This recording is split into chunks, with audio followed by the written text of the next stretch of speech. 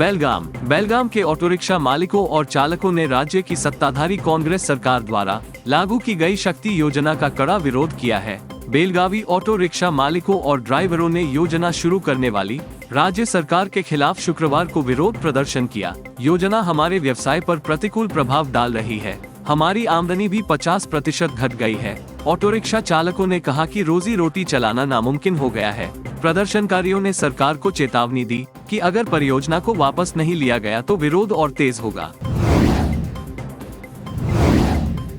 Karnataka health department को शुक्रवार को मैन्युफैक्चरर बायोलॉजिकल ई से सीधे खरीदे गए कोर्बेवैक्स की 2000 खुराक मिली। आज से जनता निकटतम सामुदायिक स्वास्थ्य केंद्र, तालुक या जिला अस्पताल में टीकाकरण के लिए अपना अनुरोध कर सकती है।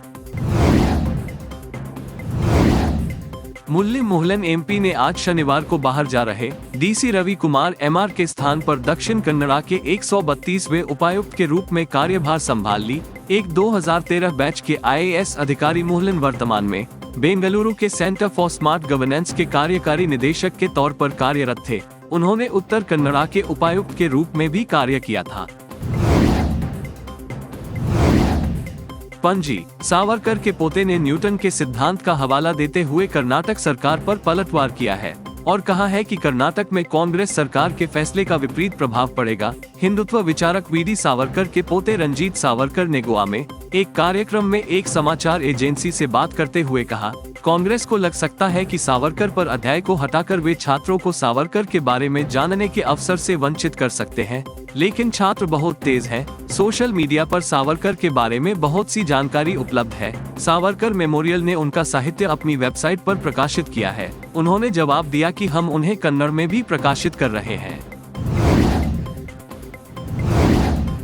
बेंगलुरु, तेलंगाना में चावल का स्टॉक नहीं है। मुख्यमंत्री सिद्धारमैया ने आज शनिवार को कहा कि मुख्यमंत्री के चंद्रशेखर राव ने उनसे कहा था कि वह चावल की आपूर्ति नहीं कर पाएंगे। मैंने तेलंगाना के सीएम चंद्रशेखर राव से बात की, जिन्होंने आज शक्ति भवन में मीडिया से बात की, लेकिन उन्होंने कहा कि चावल का स्टॉक नहीं है। इसलिए मैंने सरकार के मुख्य सचिव से आंध्र सरकार से चर्चा करने को कहा है। छत्तीसगढ़ 1.5 लाख टन चावल देने को राजी हो गया है, लेकिन सीएम सिद्धारमैया ने कहा कि कीमत थोड़ी महंगी हो रही है और ट्रांसपोर्टेशन कॉस्ट भी बढ़ेगी।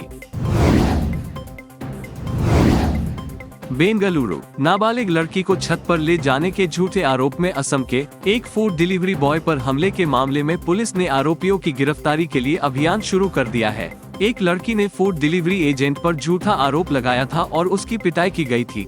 फिलहाल इस मामले में असम के सीएम हिमंत बिस्वा शर्मा की एंट्री हुई है। असम के सीएम हिमंत बिस्वा शर्मा, जिन्होंने इस बारे में ट्वीट किया है, इस बात से बहुत चिंतित हैं कि असम के एक फूड डिलीवरी एजेंट को एक लड़की के झूठे आरोपों के कारण उत्पीड़न का सामना करना पड़ रहा है। वर्तमान में जिस एजेंट की पिटाई हो रही है उसे उचित सुरक्षा दी जाए और न्याय दिया जाए। उन्होंने एक ट्वीट के जरिए कहा कि वह कर्नाटक के सीएम सिद्धारमैया से अपील करेंगे। शिवमोगा जिले के होलेहोनूर थाने में 4 पुलिसकर्मियों द्वारा पीटे जाने से नाराज एक मजदूर ने आत्महत्या कर ली। पुलिस ने युवक को आत्महत्या के लिए उकसाने वाले 4 कर्मचारियों के खिलाफ मामला दर्ज किया है।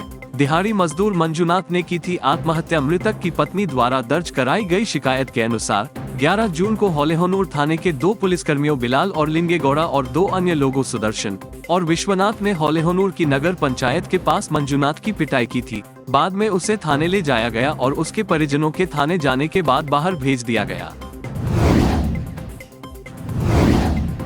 माइसौर, राज्य वन्यजीव और संयुक्त संरक्षण आंदोलन के ट्रस्टी के पूर्व सदस्य जोसेफ हूवर ने मुख्यमंत्री सिद्धारमैया से बांदीपुर टाइगर रिजर्व में फंसे बाघ और मारे गए तेंदुए के कथित दफन की जांच का आदेश देने का आग्रह किया है। शुक्रवार को गुंडलुपेट में मीडिया से बात करते हुए उन्होंने कहा, वन निरीक्षकों द्वारा दिए गए बयानों के आधार पर मैंने कर्नाटक वन विभाग को मोलेयूर आरएफओ पुट्टाराजू के शवों को गुप्त रूप से दफनाने के बारे में सतर्क किया है। घटनाएं 2018 और 2019 में हुई। इस तथ्य को ध्यान में रखते हुए कि रेंज के वन अधिकारियों ने बाघ और तेंदुए की मौत की सूचना बुजुर्गों को नहीं दी, हमने कर्नाटक वन विभाग को पत्र लिखकर मामले की निष्पक्ष जांच की मांग की है। हमने जंगली जानवरों को दफनाने के मामले में शामिल लोगों का विवरण दिया है। उन्होंने कहा कि तेंदुए के सिर और पैर कथित तौर पर शिकारियों द्वारा चुरा लिए गए थे।